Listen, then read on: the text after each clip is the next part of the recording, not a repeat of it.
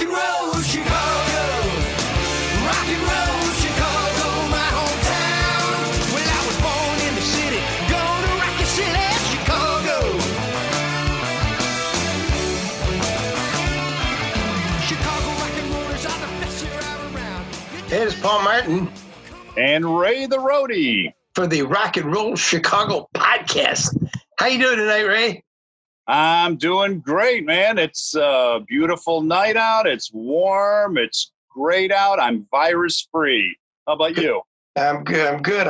I'm social distancing, except I did shake a few hands today. Oh, no. I did, but I came right home and washed them. Very good. You got to keep that, get some of that disinfectant stuff. Keep it in your car, man. Yes, I need to do something, I guess, but maybe So just why were you? maybe just not shake people's hands. Yeah, why were you shaking people's hands? Because they stuck their hand out there to shake mine, and because I'm a gentleman, that's what I do. I shake people's hands. So if anybody sticks something out at you, you're going to shake it?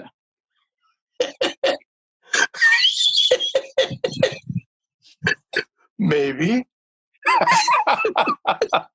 Okay, that's you. You're welcome to do whatever you want. Well, you know. So what's speaking of it, what's shaking this week?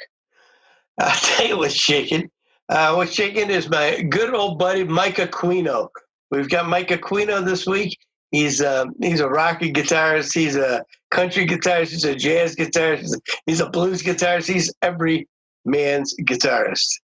I bet you he's shaking it all up, man. Shake me all over, baby. Yes, he does. And I've been looking forward to this interview. So let's go see what Mike has to say for himself. Let's go. Shake it, baby.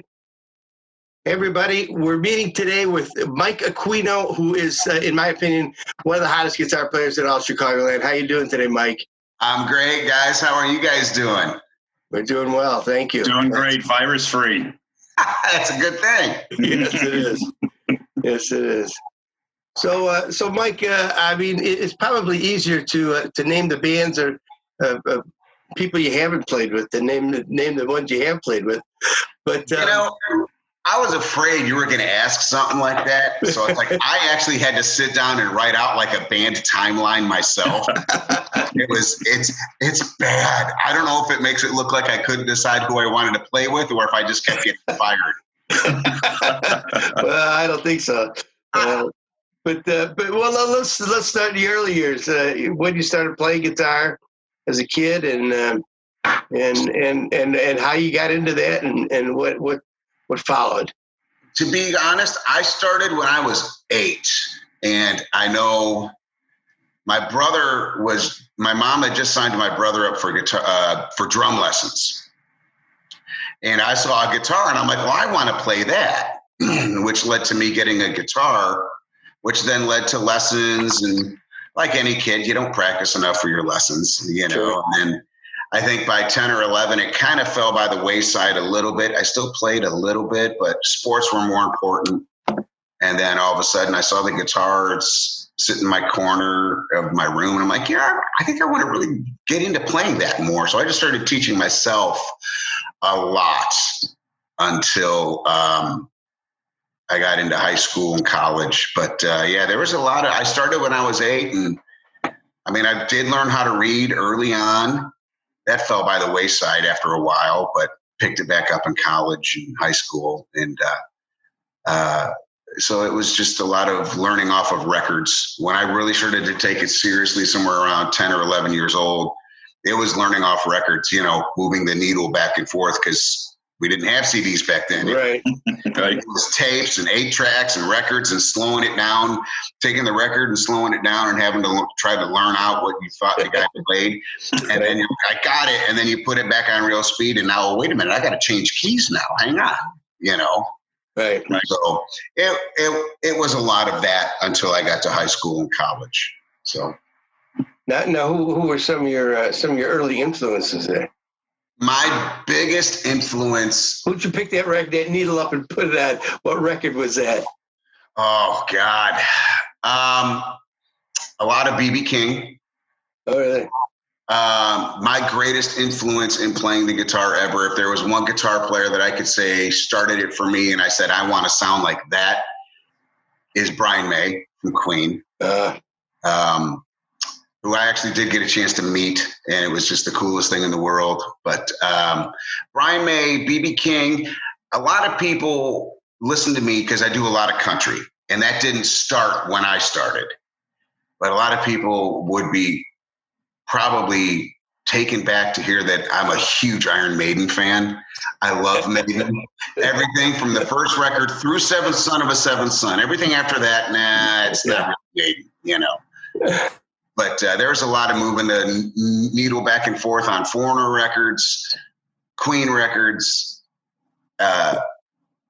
Iron Maiden records. We had some Rush records too. My brother was big into Rush, so there was a lot of Rush floating around. So basically, your classic rock mixed with some Stevie Ray Vaughan and B.B. King. Yeah. Mm-hmm. Yeah, it was great in the days when we could open up an album too and look at it and check out the pictures and look at all the credits and everything on there. But nowadays it's all downloadable and you can't do that. I know, and I miss that, and that's part of the charm. I think it's coming back. It was coming back. Everything's been put on hold right now, but right. I think it's coming back. There's just that charm about getting lost and looking at the pictures or reading the lyrics as the song's going down and catching all the mistakes in the printed lyrics what they're actually singing. You're like, wait a minute, that's not what he said. Yeah, right. So, but yeah, no, I agree with you. That was the coolest thing, was to be able to look at an album cover or an album sleeve and look at all the artwork. It's a lost art now. I hope it is coming back. I hope. It seems like some albums are being released with like a PDF file that you can print up, and read some of the stuff, but it's still, you're reading a piece of 8.5 by 11. It's not that cardboard. Right. Right. It's not that with if you look at it on a PDF, the colors aren't going to fade. They're not going to get little wrinkle lines. Things did. They were real. They're organic, Right. Exactly. Yeah. Yeah, I think I was picking a needle up and putting it on the Paul Revere and the Raiders. I'm a little older than you are, I think, but Paul Revere and the Raiders are great, though. Come on, man. It was great. I mean, I loved working with Kix and Hungry and all the. Oh yeah, absolutely. I remember doing that quite a bit. Well, your phonograph was that one with the big horn on it, right? Yeah, it had the big horn. You had the dog in the corner looking at it like this. Yeah. So you went on to college, right? And you said. Where'd you go to school at? Okay, so college, I landed in college at College DuPage first, where I did an associate's in the arts degree there. That's where I met one of my three biggest mentors, a guy by the name of Tom Tallman, who my first day going to school at COD was his first day teaching at COD. Really? I walked into his theory class. And I believe he walked in with his Longhorn, Texas Longhorns coffee mug, and walks up to the front of the classroom and goes, "If you're here to learn how to love music for everything it is, Mr. Bauer's Music Appreciation Room is across the hall. Go over there. If you're here to learn how to hate music, you're in the right class." Yeah, it was a theory class, right? Yeah. Yep. And Tom and I, he has been a mentor and a colleague and a best friend now for 30 years. Oh. So, and he's recently retired from COD. Truly one of the most brilliant musicians I've ever met in my life. Just absolutely amazing. He's a trumpet player by trade, and he's just one of those guys you go, if it wasn't for you, this is all your fault, Tom. Right. He's one of those guys. But I did my associate's degree there, and then I transferred to Roosevelt University, Chicago Musical College. Oh, okay. And I picked that school because they had a cool double major program. You could get basically a music ed degree with a jazz performance degree tacked onto it. So I did a degree in music education and jazz performance. Yes, I was at one point certified to teach K through 12. That's cool. And, there's a lot I'm not anymore. I didn't keep the certification up. I wish I would have. But I realized that teaching in the school system wasn't for me. I loved the teaching aspect, but so early on, that wasn't what it was about. It was more red tape and pleasing upper brass rather than actually teaching students and having fun. Plus, being a guitar player, if you're a guitar player and you're trying to get a job as a band director, even if you're a straight A student, National Honor Society in Right. college, and you go to audition for teaching a band job at a high school, and the person after you is maybe a B+ student or a B student, and you were an A student, but they're a trumpet player or a trombone player, they're going to get the job before you are. Yeah, they're going to get the gig first, right? Right. Because they're steeped in that tradition of it, where I wasn't. Right.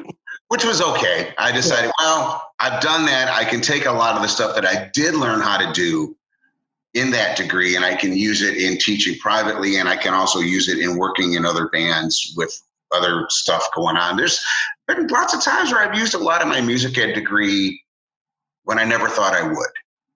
Directing choirs at the drop of a hat, directing a string orchestra at the drop of a hat, rewriting string parts for a show 30 minutes before a gig because the string arrangement that someone downloaded was wrong, and having to go, get over here. All right, what do you have? Okay, we need to change this here. We need to change it. And just rewriting their string part 30 minutes before a performance. So it's come in handy. It has come in handy. So I'm glad I did it. Now, were you playing, just to go back a little bit, were you playing through high school and stuff, and playing out in bands? Or? In high school, all right, so I had two bands in high school. There was Blue Metal, which was like a blues band that did like classic rock. We were like named after the Metal album from Pink Floyd. So it was like blues and Floyd and Neil Young and Hendrix. It was basically all that stuff. You can just imagine the practices in the basement with, smokes and smells everywhere. And that band, I was in my junior year, and we did play a lot of parties. We went out and played. Then I also had in my junior and senior year, I had a band called Gordo and the Destroyers. Now, Gordo was Gordon Crosby, who was the choir instructor. Now, Gordon is one of the other three mentors that it's because of them I do what I do. Right. And he was so cool that, we had him in the band with us. So that band played a lot of the school functions. That band would play a lot of the school functions, and then Blue Metal would play all the parties and get paid to play parties. And but that's what I did in high school, was playing in those bands through high school. College those bands didn't exist anymore, and that became playing on a lot of jazz quartets, a lot of jazz trios, Sunday brunch at the Hyatt. Wow. At my time with like COD was a lot of, playing a lot of jazz stuff. I played with the College of DuPage Professional Jazz Ensemble. I don't think myself and the other guitar player were the only students at the school. The rest were all pros. So it was a great education to play with that. The head of jazz studies at Roosevelt when I was there was Rob Parton. I don't know if you guys remember Rob Parton, trumpet player. And Rob sat in on my performance scholarship audition. And after my performance scholarship audition said, "Hey man, you sounded great." And he goes, "Do you own a tux?" And I said, "Well, yeah, of course I didn't. I lied." I'm like, "Yeah." And he's like, "Yeah, if you're not playing this weekend, I need a guitar player at the old Star Plaza at the banquet hall there." He's like, "Yeah, I need a guitar player. Can you, you can read, obviously." I'm like, "Yeah." And he's like, "Yeah, can you do the gig?" I'm like, "Yeah, sure." So I went out and rented a tux. Made enough money to pay for the tux and then a little bit. And for the whole time that I was in Roosevelt, I did the high society jobbing tux gigs, where you played everything from String of Pearls and Chattanooga Choo Choo through That's What Friends Are For, and old time rock and roll. So you kept Genghis formal in business. I had 3 tuxes. I had them in rotation as they were out getting, I had one I would wear for like Friday and Saturday, and then I'd send that one out, I'd go get the other one. And then I had a third one that was ready to go. So it was that busy in those days playing that Chicago and I guess Indiana real high society tux gigs. Now, what year was that? What year did you graduate from Roosevelt? I graduated Roosevelt January. I graduated early, January of 97. So It was last century. So I probably did those tux gigs from 93 or 94, probably through 2001. And while that was going on, I also had in college a band called Blue Illusion. They played all like the college towns, we could have been downtown at the Park West, or we'd be at Otto's in DeKalb or Andy's in DeKalb. And, it was your typical early 90s to mid 90s rock band. I kind of split the difference with those two all through the Roosevelt years. The Blue Illusion band gave birth to another band. It kind of changed its name and then changed one person and became the Daniel Grove Band, which was my first big country band. That was the mid 90s through like 2001 or 2. That was a huge band on the circuit throughout all of Chicago and Indiana and up by the state line by Wisconsin. That was back in the days when you could play, there were 11 honky tonks in Chicago. Right. And you could play 3 or 4 nights a week, sometimes at the same place. When did Kimmy Hayes Band start? Okay. Kimmy Hayes Band started, it had to be around 2000. I know because I was out of college and I was just beginning to wind down playing with the jobbing band, with the Rob Partner Orchestra, which had just turned into Bradley Young Voyagers. Things were beginning to wind down a little bit with the Daniel Grove Band because as the 2000s hit, country scene kind of just died. Everything died, so that was dying. And Kimmy had, from my recollection, she was with the Janes, Fabulous Janes, and she had recorded her own record, which I think was like Adam from the Janes, was Adam Blair and Christian Bowen. Right. And I believe they did one show. And I don't know what happened. I don't remember what happened, but she fired the guitar player.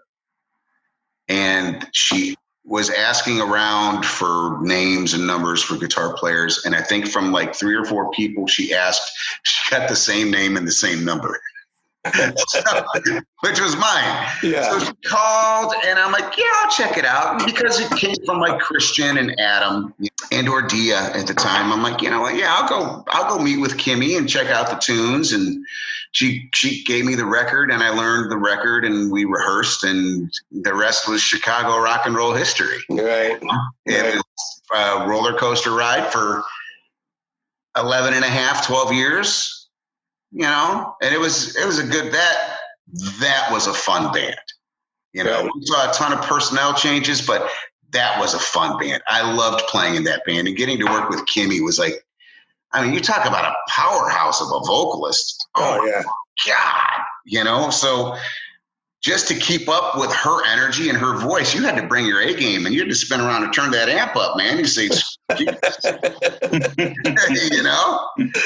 Yeah, I imagine so, because like you said, she's got a lot of energy. A lot of energy. She would bring in great songs. She wrote great songs, and it was fun to put those songs together. And, we were lucky, when that band got to, I'd say, its height of its run, we could pull 400 in at a show and play easily 60% originals, if not more. and they all knew him. Right. And that was, of course, that's back when the original days of playing in and around Chicago and the Midwest were great. It's not like that anymore. But that was fun, getting to play your songs and see people requesting and singing your songs rather than just having to play Sweet Home Alabama or something like that. Now, how much writing did you do with Kimmy? On and off. I was more, I did a lot. I did some writing with Kimmy. Most of the stuff was written by Kimmy. I'd say I was more involved with the arrangement of putting everything together. I've done writing on and off with her from the second record, which was Porcupine Girl. I think had the first song that we wrote together called Telluride. That's the first song that we wrote together. And then from there, it was a lot of helping her with the arranging. Obviously, I co-wrote a bunch of the stuff on the Red 14 CD. Water Down Whiskey. Don't Give Up. I think we talked to her. She was our podcast last week. And I think she credited, I think it was Water Down Whiskey, as she said she wrote with In Your Garage or something. Kimmy and Paula. And I'm sure you know Paula. Yeah, sure. Kimmy and Paula during that era, I was married at the time. And Kimmy and Paula would pack up the car and drive up to my place in Aurora. And we'd sit in the living room and we'd exchange ideas and start writing. And of course, I'd go out into the garage for a smoke break and we'd play darts and keep writing the song and, going over stuff. So yeah, we wrote that song pretty much in the garage. And that's still, I love that song. That song, man, when I listen back to that song and it hits that chorus and it just opens up, I'm like, God, that's a good song.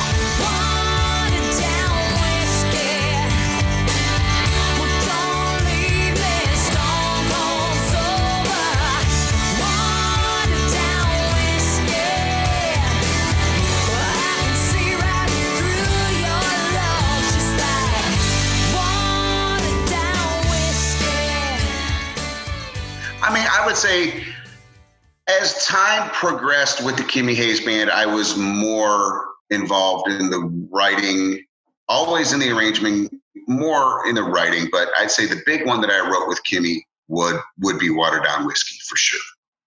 So you still spending a lot of time in the garage writing songs, or? I spend a lot of time writing songs in the garage, on the deck, on the couch. At the kitchen table. I like the acoustics in my dining room here, so I'll just sit here and, For a while, I was co-writing a lot of stuff the past 3 or 4 years with a friend of mine, Brad Nye. If you guys remember Dick Holiday and the Bamboo Gang. Yeah. Brad was the singer for that. That was his band. And Brad and I are good buddies. Brad's got a company called Big Palm Entertainment. So him and I were writing a lot of material for different artists under Big Palm Entertainment. So I did a fair share of writing in the past 4 years with Brad for that stuff. And that's where a lot of the originals have been geared towards different artists that Big Palm picks up. So it's interesting when you get the right people together about the Chicago music scene, you realize you've played with everyone out there. And the more people that you realize that you've worked with, the smaller your circle gets. Right. Awful crowded boat, but you're in good company, if you know what I'm saying. Well, okay, so I know after Kimmy Hayes, I don't know exactly when, but you played with Lucky Town and Junkyard Groove, and I don't know who else was in there, but it's a mess. Okay, so after Kimmy Hayes, Lucky Town actually started around 2008. Lucky Town was a country band born out of, so I noticed, Ray, you had posted that you guys interviewed Smoking Guns. Mm-hmm. Right. So, which are dear old buddies of mine. We all go way back. I go back with them to when they started that band. Right. They started that band back when I had the Daniel Grove Band. So one of the key members to starting Smoking Guns was a guy named Andrew Jess or Andrew Whetstone. By 2008, drummer from the Daniel Grove band and I were missing playing country. So we started this band and we found this guy, Andy, who, let me see if I can see this is where I got to get it right. Andy is Artie's nephew, isn't he? Is Artie's nephew, right. Now, Andy had gone from singing with Smoking Guns and then doing a bunch of stuff on his own to singing with this band called Mason Rivers. I don't know if you guys remember Mason Rivers. Yeah.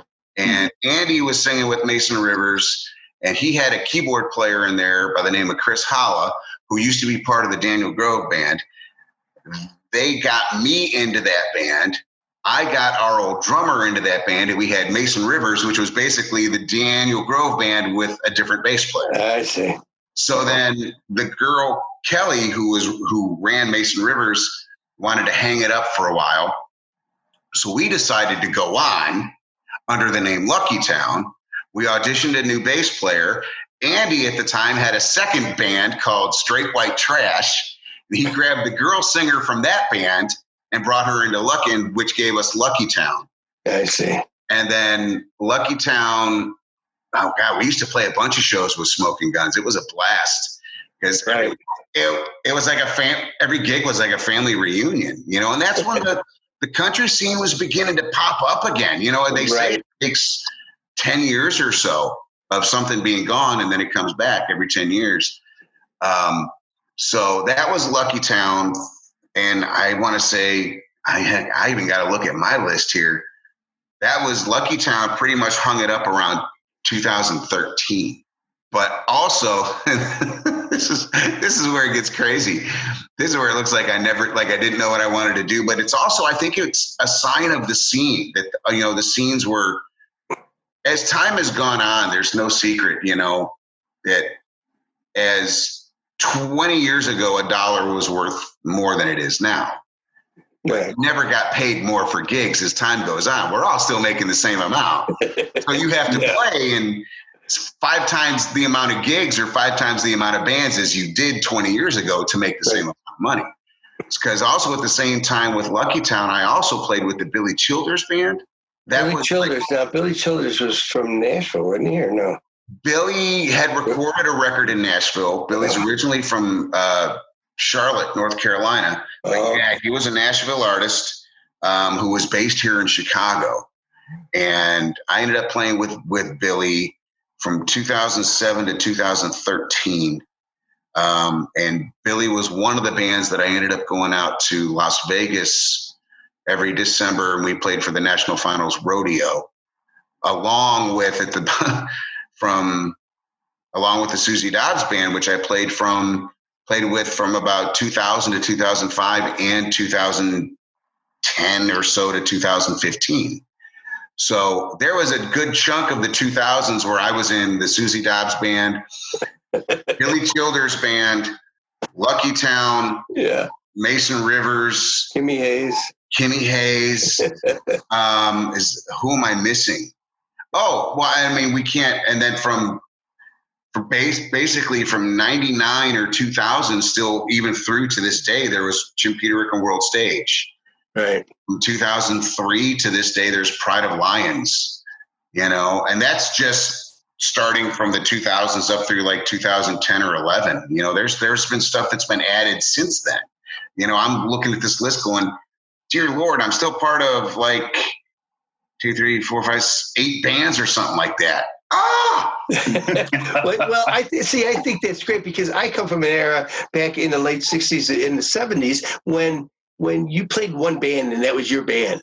And that was your band, and you didn't go play with other bands or anything. But now it's a job, and it's the guys you obviously need to pay the bills. You're right on point. You know, I mean, I started out like that, and even in the early 90s to the mid 90s to the late 90s, you could do that. You could have one band, and then, or maybe if you had 2 bands, you had like one band was the covers band and one band was the originals band. Right. You know, just so you could, and you made money with your covers band and you didn't care whether you made money with an original band or you were making money with your original band and you just did the covers to have fun. You wanted something you didn't take as serious.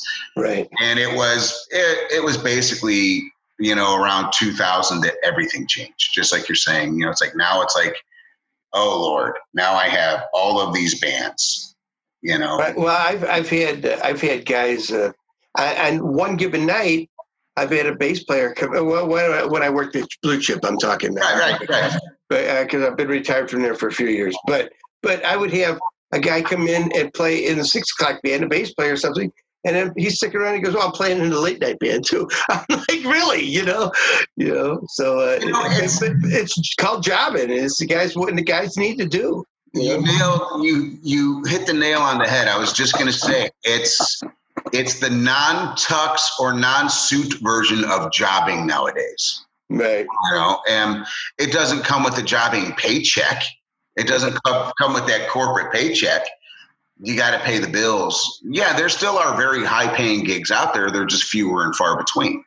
Lucky enough, I had fallen into in the past, I'd say five years, with a friend of mine, Lisa McClowry. We started this thing called Rock the 80s, which had morphed into The Beat Goes On, which is a sheer tribute that she does. And just basically since either November or December of 2019, we started doing full band shows, and it's casino theaters. I mean, we're unknown on the circuit, and we're getting a chance to sell out 1,600 seat, 2,000 seat theaters. What? Yeah.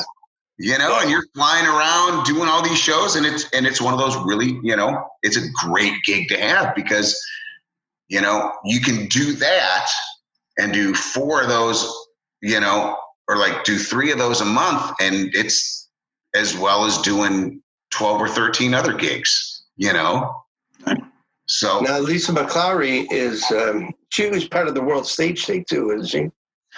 I want to say Lisa.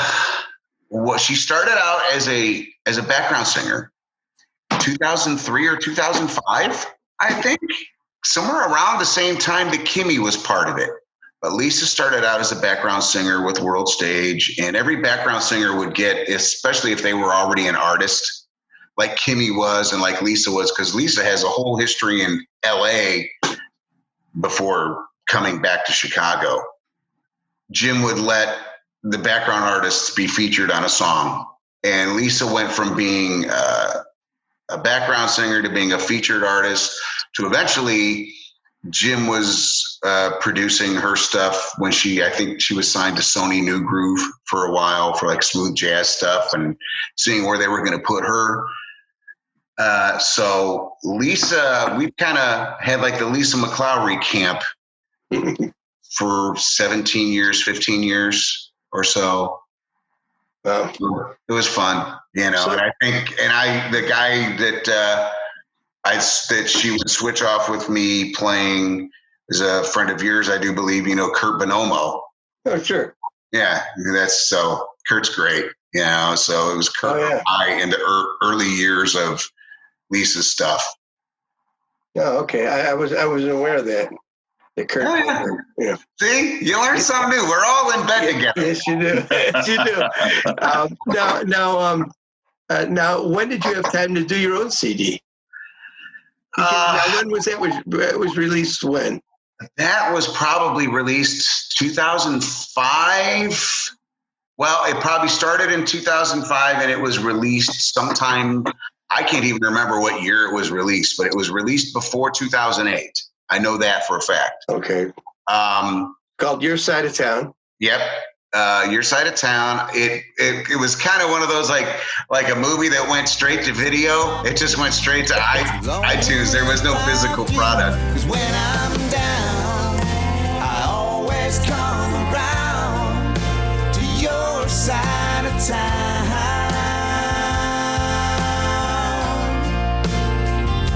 And when I'm lost, buried in a frown, you know I can be found on your side of town. Basically, it was a conglomeration of songs that I was writing. So this was during the heavy country period, Right. that early 2000s, the mid 2000s. I was shopping songs in Nashville to get cut, and going through Keaton Music Adventures. Chris Keaton, who was a good friend of Jim Peterick's at the time, he was Jim Peterick's first song plugger. So I was going through Chris and shopping songs to get recorded. I didn't care I didn't care if I recorded them. I wanted somebody else to record them and make a hit out of them. Sure. As long as I owned the song. But nothing got cut by any artist, but there were a couple songs that were put on hold for a while and then dropped. But which is, I made it further than a lot of other people. Sure. I never made any money off of it. So I took a lot of these songs that I was shopping and then recorded a bunch of more stuff that I had written. And I put it on that CD. If I could go back and do it again, there's so much stuff I do different or fix up or make it sound more finished. Because I was under the gun. My wife at the time, we were going to have a daughter. And I'm like, well, I got to get this out now or never. Every now and then I'll log onto my iTunes account and see if there's any money in the dashboard there. It's like $40. But, there's a lot of songs there that have found kind of a rebirth. Some of them in my writings the past 3 years have been for an artist named Ross Clayton, who has we've brought those songs back and he's re-sung them. So there might be a future for some of those songs. Really? Which ones is he redone? You recall? He re-sang a lead on Panama. He re-sang a lead on Hey Girl. Those are the two off the top of my head that I remember he sang a new vocal on, and that we were possibly going to recut some of the music so it didn't sound so 2005. Instead of, it might, try to get it to sound more 2020 instead of 2005. I don't know. There's a certain charm to that 2005 country. Oh, yeah. It had much more rock and roll to it than I think that's what's missing. Well, that's what happened with Nashville. I mean, the whole pop rock thing went away and Nashville took that over. But, I was listening to some of them, and I Bet You Do. Oh, God. Starts out as a rocker. It kind of got a good rock and riff at the beginning there. Yeah. The interesting thing about that song wasn't even supposed to be on that record, because before Your Side of Town, I cut a demo CD called The Attic Demos, because it was recorded in an attic. It was real original, And I recorded that. The engineer was Mike Corcoran, who, I don't know if you guys would remember, there was a ska band in Chicago, pretty big band. They forgot what label they were signed to, but they were called Deals Gone Bad. Okay. It was cut in his studio, which was in the attic of the music store we both worked at. And I Bet You Do was one of the songs on that early demo. And it was that demo that led to the genesis of the Your Side of Town CD. The Your Side of Town CD was all recorded at Peterick's studio. So I know that the full featured release I wanted to be from that studio, working with Larry Millis. Every time I find that disc of the old demos, that song stands out. What's that behind you? Always on my mind. You string me along like a dog. That old clock spins round and round, waiting for you to call. And I bet you do. I'm gonna put my best game on, and I know you will too. Yeah, you will too. 'Cause where there's smoke, there's fire. Fueling that desire. Can't you feel it too? I bet you. It still rocks out. I love the song. I would love to recut it. So now let's move on to Jim Peterick and world stage stuff. Now, how long have you been playing with him? Obviously, you said since 2003 or. Well, see, right? Peterick and world stage. I met Peterick in '97, and since he's done two world stage records. under the name Jim Peterick and World Stage. Right. The first one came out in 2000.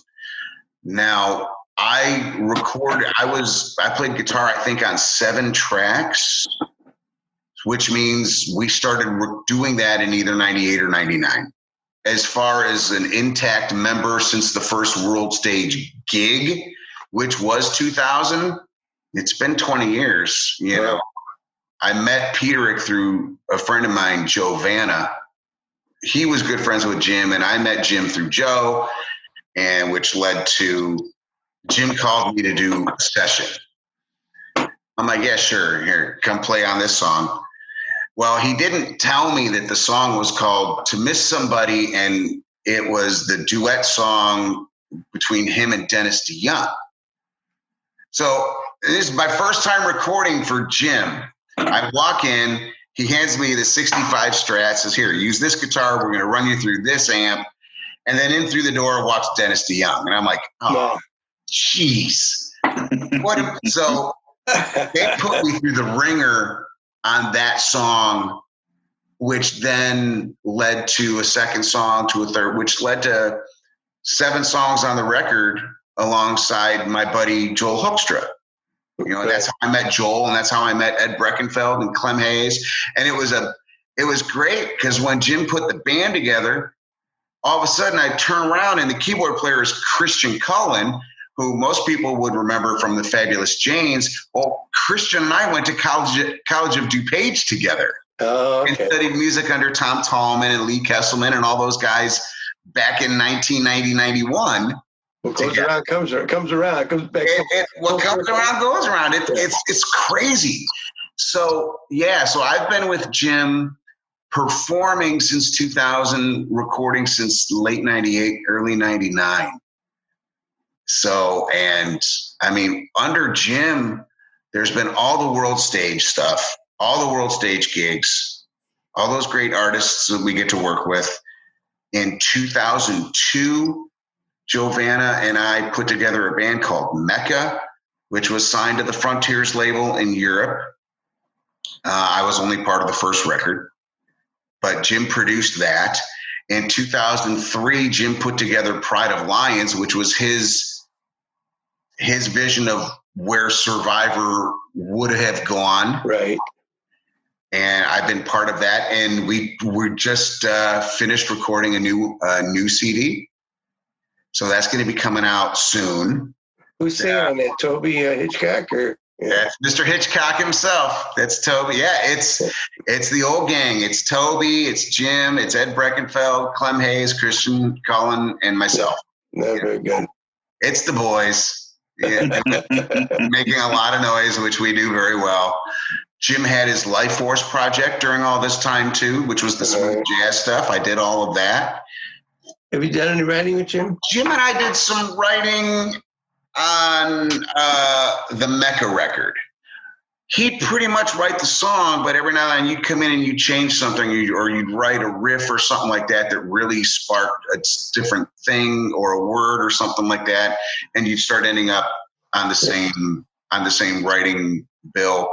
The only song I remember really sitting down writing with him was a song on the Mecca CD that ended up being on the bonus. It was the bonus track on the Japanese release, and it was called Mischievous. And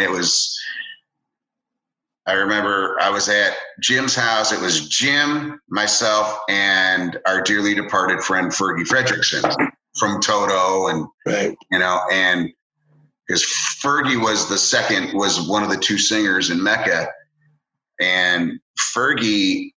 Jim turns and is like, yeah, the record's pretty good. We got all the songs and everything like that, but we need a rocker. We need something. And I'm like, well, I got this riff I started messing with a day or two ago. Hey, well, let's hear it. So I start playing the riff, and Jim just starts singing, and Fergie just hits record on a tape recorder, and 20 minutes later, the song was done. Wow. And it was cool. It was a very Toto-esque with horns, kind of like Toto meets Aerosmith type tune. Jim is very talented that way, isn't he? I mean, just to come up with words and come up with an idea for a song. if there's one thing I've learned is you have to keep the tape rolling on that guy all the time, because he is so fluent in coming up with stuff over and over and over again. It's just ridiculous, to watch him work, because I mean, he's always on. I've never seen him have an off time. Wow. In doing anything. Which, and he's the third guy who is the mentor. It's like, well, without Jim and without my buddy Tom Tallman and Gordon Crosby, without those three, I'm not doing this. He's a dude I could call up, say, hey man, want to go have some coffee? Yeah, sure. I'll meet you over there. Okay. Yeah. And we don't even need to talk about music. Yeah. He's that cool of a dude. He just really is definitely like my musical father figure, I guess you could say. You've been doing some shows now. You're doing them on a regular basis. You're doing them on Thursdays or something, weren't you? I've been doing 2 shows. I've been doing a Thursday show called Locked Down, Loaded, and Live, which turned into Lockdown, Loaded, and Live Stream. And the goal with that was to just do songs from my working set list that I would have been doing with Junkyard Groove, the acoustic duo stuff that I do with Jason Sturman from Junkyard Groove. And I did one show and I loved it. And I got the itch to do another one. Like, I want to do another one, but I want to do it now. Okay, wait a minute. I don't want to wait a week. So wait a minute, maybe I'll wait till Sunday. That's what I'll do. There's all these people in the comments wrote down all these requests. I'm going to do an all request show on Sunday called You Call It People's Choice Show. That's how I'm going to call it. So I did that. And now between the 2 shows, it became a running thing to where we started going to see how far we could go without repeating songs. Oh, okay. Well, they repeat songs on the radio. So, I mean, you can, I know. But it's okay if you repeat a song once in a while. Well, we're doing that now. We got to the point of, I don't have the numbers in front of me, but we got to the point of, ended up at 211 songs without repeating any songs. That's awesome. That's awesome. I think it was 24, 25 originals. The rest were covers. And it was 180 or something like that, different artists. I've rebranded the Lockdown, Loaded, and Live shows to Lockdown, Reloaded, and Live stream. You've got a lot of followers on Facebook too, so yeah, and they're awesome. And to be quite honest, if it wasn't for them coming to these shows, I wouldn't be doing it. I'd be laying on the couch watching the Science Channel, like how the universe works or something like that. Any chance of hearing the album side of Inagata Devita? That would be a request, so that would be on the You Call It show. And let me see. Let me see. In the Garden of Eden. So how do we find you on social media? Where do we find you at? Probably the best way to find me, Facebook. So you just look up facebook.com/Mike Aquino 1. That's usually everything I do is posted through the Facebook page. There's also a Mike Aquino music page on Facebook, you look up the different artists that I play with. Look up Junkyard Groove Chicago on Facebook, Jim Peterick on Facebook, all those different bands. The Beat Goes On Facebook. I think it's called The Beat Goes On Show. That's the share tribute with Lisa McClowry. I'm kind of like everywhere. It's kind of like throwing a stone, and like you said before, it's easier to talk about the bands I wasn't in. Yeah. Pick a band that you think I might have played for, and I'm probably on there somewhere. But well, thank you, Mike. I appreciate it. I don't know what happened to Ray. We lost Ray somewhere. That's right, but I'm still going to thank Ray. Thank you, Ray. Thank you, Paul. Thank you very much. It's been quite enjoyable. I love talking to you. Good to see you again. Good seeing you, my friend. It's been way too long. Thank you, man. Take care. Adios. Bye-bye. Bye. Okay, so that was Mike Aquino. Mike's got some great stories, doesn't he, Ray? Yes, he does. And you got to shake it. shake it like a Polaroid picture. Okay, don't quit your day job. This is my day job. Oh yeah, that's right. Well, don't quit it. We're in trouble. Yeah, if you quit it, then I'll have to do it by myself. So That's right. That was a great show. That was a great interview with Mike. Mike's a really cool dude, man. He's very, very talented. yeah, very talented guy, and it was great talking with him. I haven't seen him in quite some time, but it was he had some story. He had some things about his career that I didn't even know, and it was very interesting. Very interesting talking to him. It was good. It was a really good. It was a good interview. I enjoyed it. I myself have never met Mike prior to this interview, and I mean, I learned a lot about the guy too. It's really very interesting. Yes, he is. Yes, he is. Well, so don't forget to tune in every week, people, and check us out.